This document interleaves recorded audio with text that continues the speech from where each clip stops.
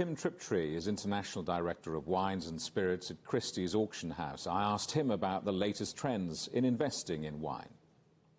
The sort of fine wine investment and certainly the auction world does still focus on the traditional old world. So, France does really still dominate the fine wine market. So the wines from Bordeaux, from Burgundy, from Champagne and the Rhone. So they do make up a large majority of what people do invest and collect. But we have seen a bit of a diversification in the market. So people are looking further afield to the wines, say, of Italy, the wines from Spain, for example, California, obviously, as well.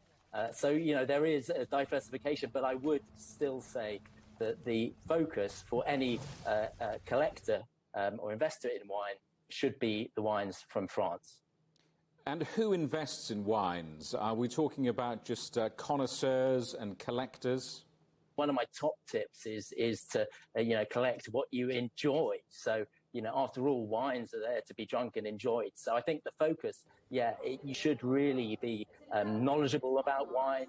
But if you're not, then you should be employing someone like me, a master of wine, to give you advice on what to invest and collect.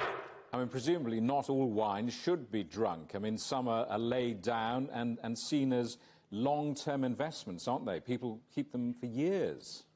For example, the 2020 vintage of Bordeaux that has just been released this year onto the market as en primeur. So these wines will probably not be at their best for another decade or so.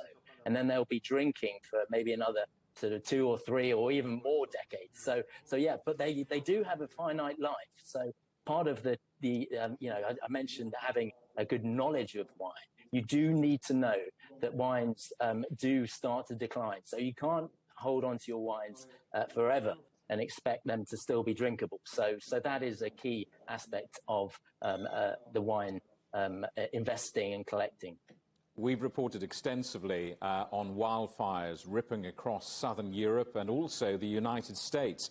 I wonder how that's going to impact vintages in those wine-producing countries, because they're likely to be a feature of the future, aren't they?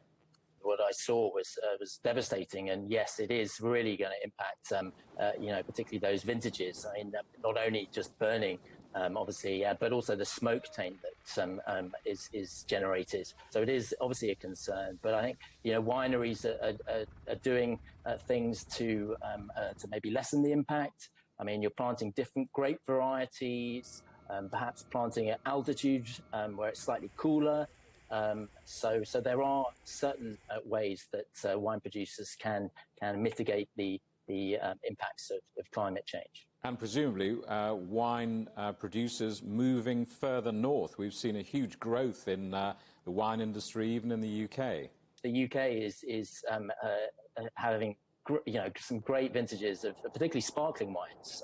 So the climate now is not too dissimilar from the climate in Champagne and the chalk soils as well, particularly in the south of England. So we are seeing new vineyards being planted.